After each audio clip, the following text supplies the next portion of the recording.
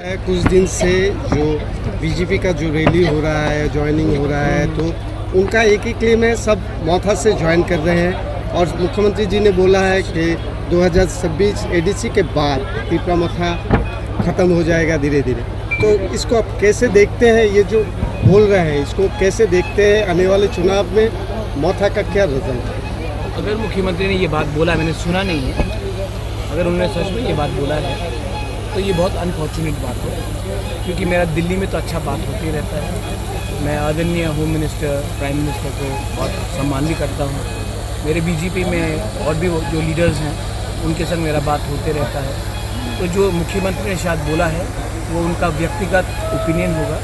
मुझे नहीं लगता है कि कोई भी नेशनल पार्टी अपने अलायंस पार्टनर को ख़त्म करने की बात करे। महाराज, दूसरी एक बात है कि जो आप 2 तारीख को हुआ था, अभी 2 साल पूरे हुए हैं। इसका ऑब्जेक्शन स्टेट गवर्नमेंट से आ रहा है। जहाँ तक मुझे मालूम है सेंट्रल गवर्नमेंट बहुत पॉजिटिव है, हम भी पॉजिटिव हैं, लेकिन स्टेट गवर्नमेंट में 2-3 लोग हैं जिनको ये अकॉर्ड को रोककर तिपरासा को मजबूर करके हमारे पार्टी से छोड़कर अपनी पार्टी में ज्वाइन करने का एक प्लानिंग है। लेकिन मुझे लगता है कि डेवलपमेंट और अधिकार में पॉलिटिक्स नहीं है। और एक विस्पर हो रहा है कि मौथा का जो एमएलए है, एमडीसी है, एक विस्पर चल रहा है। नाम तो बताइए।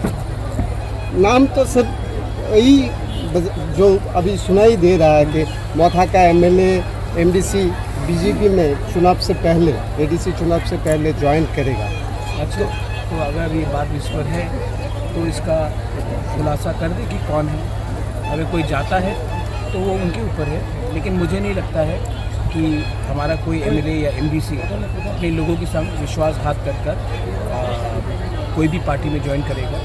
अगर ज्वाइन कोई करेगा भी तो शायद वो मुद्दे के लिए नहीं, शायद कुछ फाइनेंशियल क्राइसिस हो, कुछ हो, इसके लिए होगा। लेकिन मुझे पूरा विश्वास है कि मेरे एमएलए, मेरे मिनिस्टर्स, मेरे ईएम्स, एमडीसीज के ऊपर कुछ भी प्रेशर आए वो पहले अपने लोगों के बारे में चिंता करेगा। और हमारे लोगों को अधिकार ना देकर अगर कोई दूसरे पार्टी को ज्वाइन करता है तो वो हमारे लोगों के खिलाफ विश्वासघात होगा। और ये बात वो भी जानते हैं, मैं भी जानता हूँ, लोग भी जानते हैं। तो जो आने वाला चुनाव है उसमें क्या मौथा अकेला लगेगा?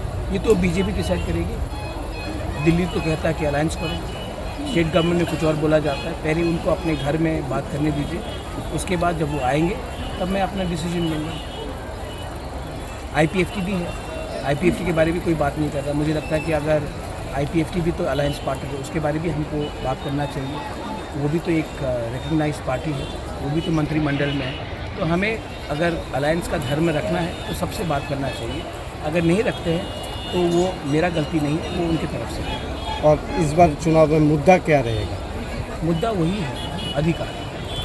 आप अधिकार को छोड़ नहीं सकते। यहाँ में यंग जनरेशन है, अधिकार फॉर लैंड राइट्स, अधिकार फॉर पॉलिटिकल राइट्स, अधिकार for autonomy in the TT ADC, अधिकार फॉर आवर नेक्स्ट जनरेशन। अगर अधिकार नहीं रहेगा तो आप पॉलिटिक्स के नाम में जितना भी प्रचार कर दें, लोगों को अंत में अधिकार चाहिए और उनको एक अच्छा कल चाहिए, और मैं उनका अच्छे कल के लिए फाइट करूँ।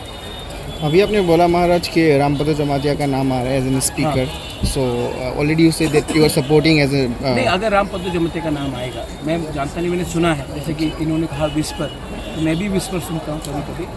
तो जैसे जितेंद्र चौधरी जब थे तो मैंने उनको सपोर्ट किया था, क्योंकि ही इज़ अ तिपरासा। जब प्रतिभा पाटिल प्रेसिडेंट बनी थी इंडिया का, तो शिवसेना जो उस समय बीजेपी के साथ था, उन्होंने कहा कि एक महाराष्ट्रियन बन रही है प्रेसिडेंट, तो हम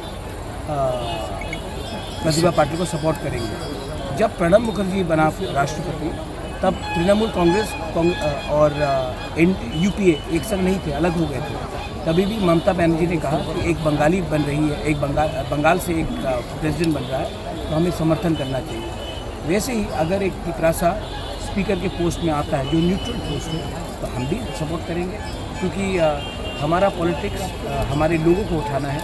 इसके लिए मैंने जितेंद्र चौधरी के खिलाफ भी कोई कैंडिडेट नहीं दिया था साबुन से। और अगर ये बात सही है तो अगर हमको कोई बोलता है तो हम क्यों नहीं सपोर्ट करेंगे। अगर कोई और चॉइस होता तब वो अलग बात है, वो हम देखेंगे। लेकिन जहाँ तक मुझे खबर आ रहा है कि रामपद्दो का नाम आ रहा है, तो मैंने रामपद्दो से बात भी किया और मैंने कहा अगर आपका नाम आता है तो हम आपको उसमें सपोर्ट करेंगे।